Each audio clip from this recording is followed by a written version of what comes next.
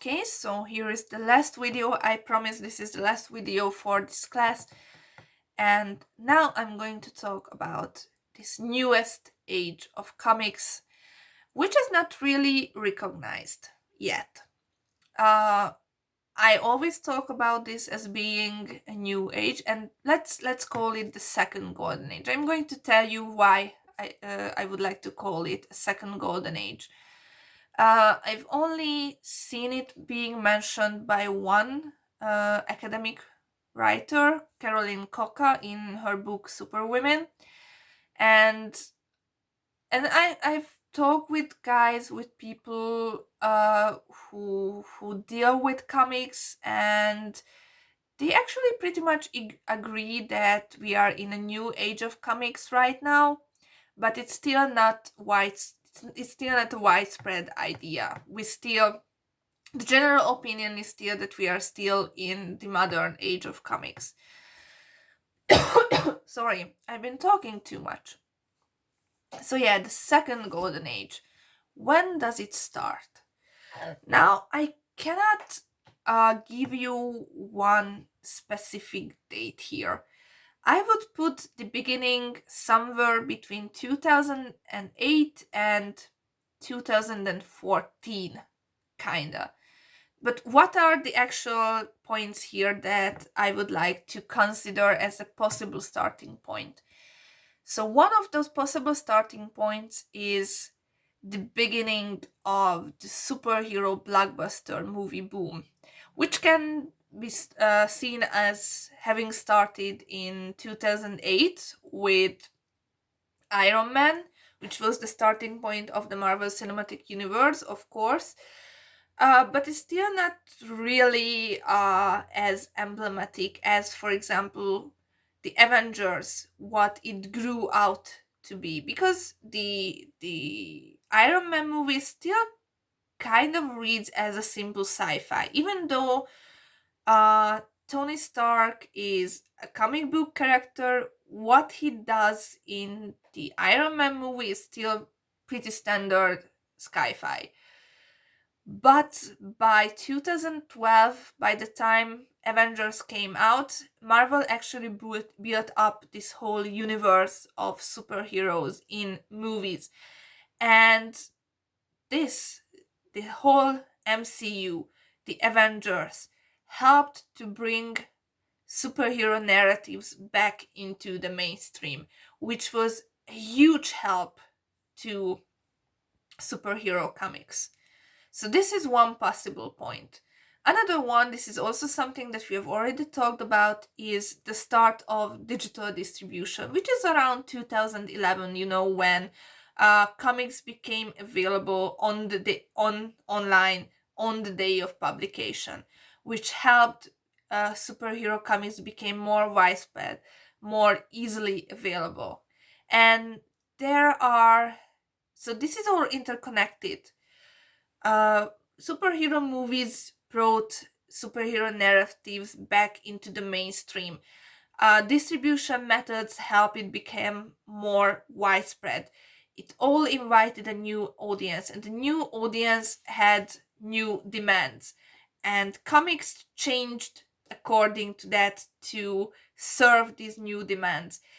And you see the first big-ish changes, kind of important changes, starting in 2011, 12, 14. But what kind of changes I'm talking about? On the one hand, remember, the modern age was very dark and gritty realism. Now this is mostly eradicated.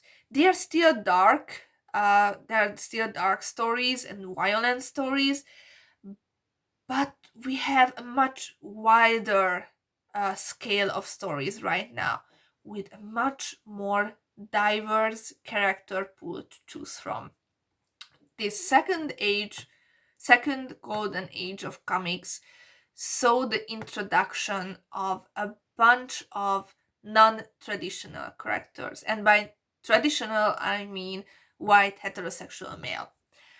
We saw the introduction of important minority racial minority characters. For example, Miles Morales, the Latino black Superman, who was introduced in the Ultimate Universe, but when the Ultimate Universe was erased by Marvel, Miles was so important and so popular of a character that he was brought into the prime universe within Marvel Comics, and he still has his own series. He's featured in big crossover events, in ensemble titles. Uh, Kamala Khan. Kamala Khan is one of the biggest names in Marvel right now. I actually have one trade paperback edition here. Kamala is a second generation Muslim Pakistani American girl, 16 years old in the beginning of the story. Uh, she's very much something that would put her on the margins. She is Muslim, she is a girl, and she is one of the most popular comic book characters for Marvel right now. So like even even in her stories, like she is shown wearing traditional Pakistani clothing. She lives in New Jersey in a minority majority neighborhood, which means that the neighborhood is made up of different racial and cultural minorities. So, for example, in her group of friends, there is a Turkish Muslim girl who wears a hijab. There is an Italian Catholic boy. There is a white girl.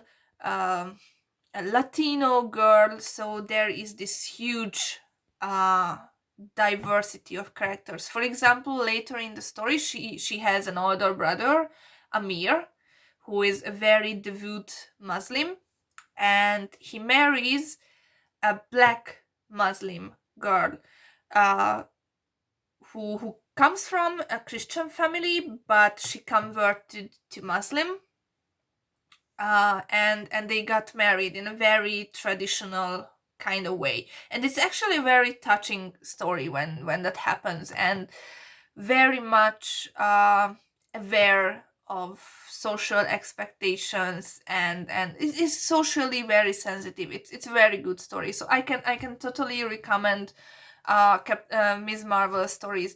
Actually, when I teach my women in comics class, Ms. Marvel is usually the storyline that is one of the most popular ones of that I teach.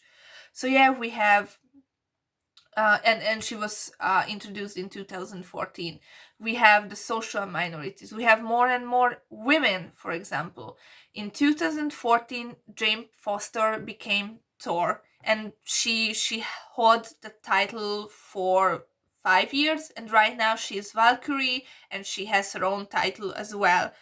Uh, Captain Marvel, Carol Danvers, had a huge makeover in 2012. She used to be this very much sexualized character for the male gaze, and they turned into an actual feminist icon in 2012. She was known as Ms. Marvel until then, and then she took on the Captain Marvel title. She got a non sexualized new uniform.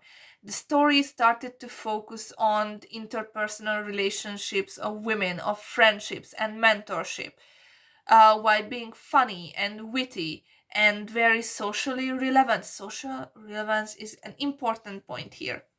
There are queer characters. For example, there was the first gay wedding in comics in 2000, yeah, that was in 2012. In 2015, Iceman from the X-Men was revealed to be gay retroactively. In 2011, America Chavez was introduced, who is a lesbian with two mothers. And in general, at least for Marvel, I'm a Marvel girl, most stories tend to have at least one or two queer side characters.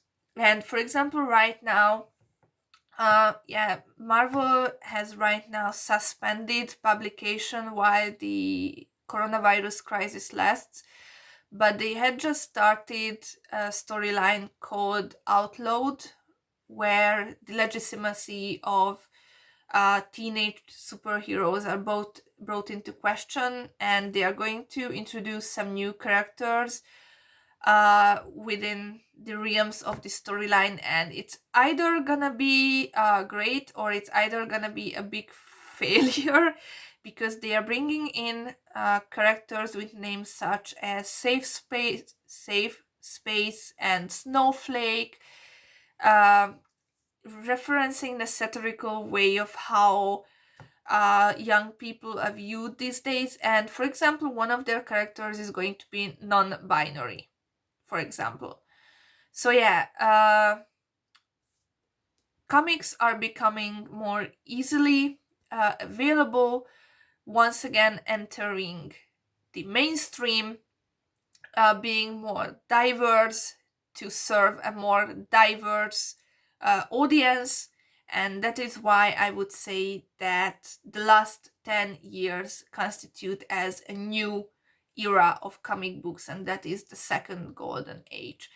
And I haven't given you a task yet, so here it comes. Find a character, either DC or Marvel, who was introduced in the comics in the last 10 years, who is somehow belongs to this diversity movement. So it's either a minority character, either a woman,